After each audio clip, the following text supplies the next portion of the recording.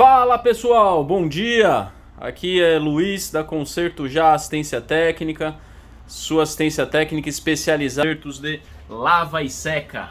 Essa bonitona aqui, tanto LG quanto Samsung. A gente fica aqui no bairro da Pituba, a gente atende a domicílio em Salvador, na Bahia. Então eu tô aqui hoje para poder dar uma dica para vocês. Muita gente liga pra gente para poder falar sobre essa bonitona aqui.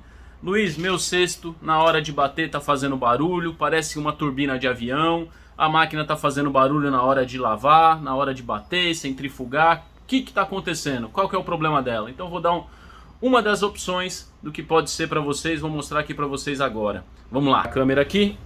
Vamos lá, lave e seca Samsung. Beleza.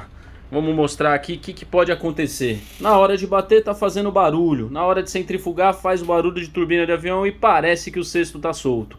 Então pessoal, vou tentar mexer o cesto para vocês verem aqui. Vou fazer um pouco de força. Esse cesto aqui tá totalmente travado.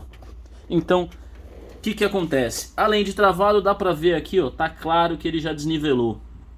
Pessoal, isso aqui deveria rodar igual uma roda de bicicleta suspensa. Então aqui, ó, até bate lá dentro, tá vendo? Qual que é o problema? O problema é o kit mecânico. O que é o kit mecânico, Luiz? É esse garotão aqui, ó. Ele é um tripé, o pessoal chama de cruzeta, pé de galinha. Bom, isso aqui varia de cada modelo. Dá uma olhada que esse aqui, ó, tem a cabecinha um pouco achatada e esse aqui já tem ela arredondada.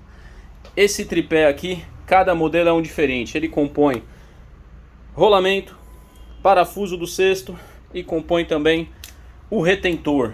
Então a gente precisa saber o modelo para poder passar o orçamento e resolver o problema. É um serviço delicado, é um serviço complexo. 2 horas mais ou menos aí de relógio para desmontar a máquina toda e remontar, mas fica bom. Então essa foi a dica de hoje, beleza? Barulho ou então o cesto travado é o kit mecânico, é um problema recorrente dessa lave e seca Samsung. Beleza, pessoal? É isso aí. Desejo um bom dia a todos, fiquem com Deus e um abraço.